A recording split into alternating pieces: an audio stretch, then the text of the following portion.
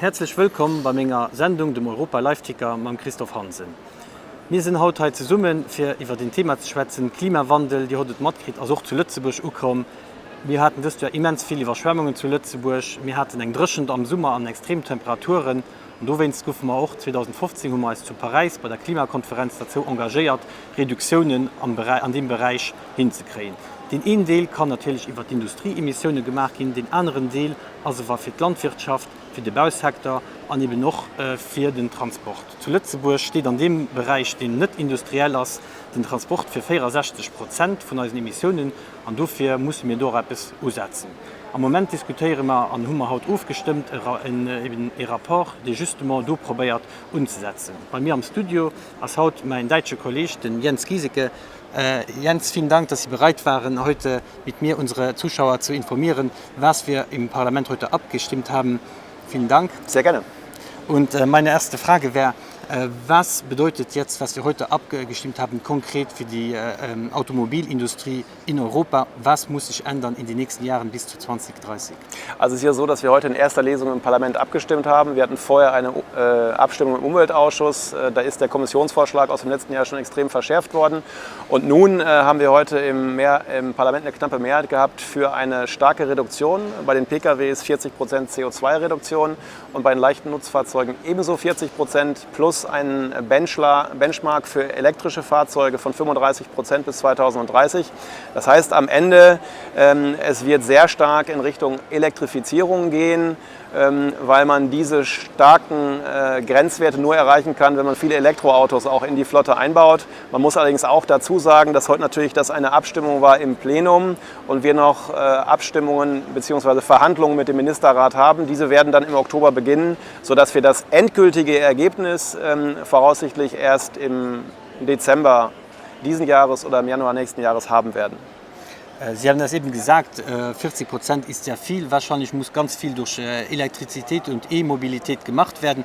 Einige unserer Kollegen hier im Parlament haben sogar minus 50 oder minus 75% gefordert. Dann wären wir ganz sicherlich auf diesem Weg gewesen.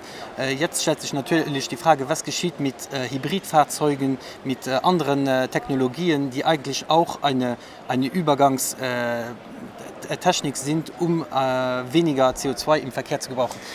Ja, also der Punkt ist folgender. Heute haben sich eigentlich im Parlament die Ideologen durchgesetzt, die ganz allein auf Elektromobilität setzen. Ich habe versucht, in meiner Fraktion Änderungsanträge einzubringen für einen technologieoffenen Ansatz, also für Hybride, für alternative Antriebe. Es gibt synthetische Kraftstoffe, es gibt im Bereich der erneuerbaren Energie gibt's die Möglichkeit, dass man auch ein Gas produzieren kann, mit dem man Autos dann bewegen kann. Da gibt es sehr viel Möglichkeit für Innovationen, auch für Beschäftigung in Europa.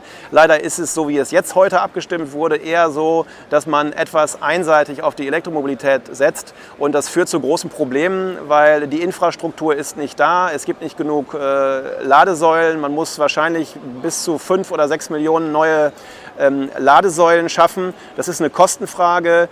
Diese ganzen Fragen werden nicht beantwortet. Es wird nur einseitig gesagt, wir machen jetzt Elektro, aber wie das dann umgesetzt wird, dieser Plan wird eigentlich gar nicht mitgeliefert. Das müsste man heute leisten, passiert nicht. Insofern ist es heute also ein sehr trauriger Tag sozusagen für die Innovationskraft in Europa. Die Automobilindustrie wird quasi festgenagelt, die Zukunft elektrisch zu gestalten. Das ist ein bisschen bitter.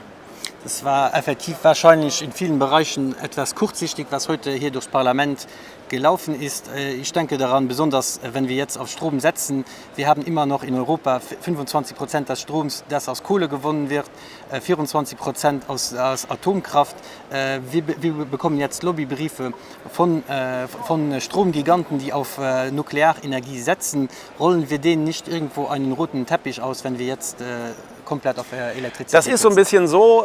Die Grünen hier im Parlament, die sich sehr für die Elektromobilität einsetzen, beantworten diese Fragen nicht. Der Strom wird nicht aus erneuerbaren Energiequellen gewonnen und trotzdem setzt man einseitig auf Elektro. Ich finde das sehr bedauerlich, weil auch in 2030 wird der Anteil an erneuerbaren Energien nicht bei 50% liegen, aber wir machen hier faktisch eine 50%-Quote für Elektroautos. Das ist sehr einseitig. Ich hoffe, dass im Laufe des Prozesses wir da mit unseren guten und vernünftigen Argumenten nochmal durchdringen. Vielen Dank, Jens Giesecke. Sehr gerne. Ich denke, wir haben da noch viel Arbeit vor uns. Sie haben das gesagt, die Verhandlungen mit dem Rat stehen noch bevor. Außerdem kommen wir jetzt auch noch ein Dossier, wo es dann um die Heavy-Duty Vehicles, also um die Lastkraftwagen geht, wo es wieder die gleiche Diskussion geben wird, wo Elektrizität noch weniger eine Lösung sein kann, wegen des Gewichts eben und auch weil diese Batterien sehr, sehr schwer sind. Nickel, Kobalt ist in diesen Batterien enthalten. Wir haben keine Technologien, um diese Produkte zu recyceln. Ich denke, da steht noch viel Klärbedarf vor uns. Vielen Dank für die Bereitschaft. Ich merci für die Nullaussтрung. Ihr könnt meine Sendung auch nur gucken auf meinem Facebook und noch auf Instagram Foto gucken, da das noch innen angeblendet, wenn der mehr Welt gewohnt gehen. Ich merci für die Nullausstrung. Bis nächste Woche beim Europa Live-Ticker mit Christoph Hansen. Tschüss.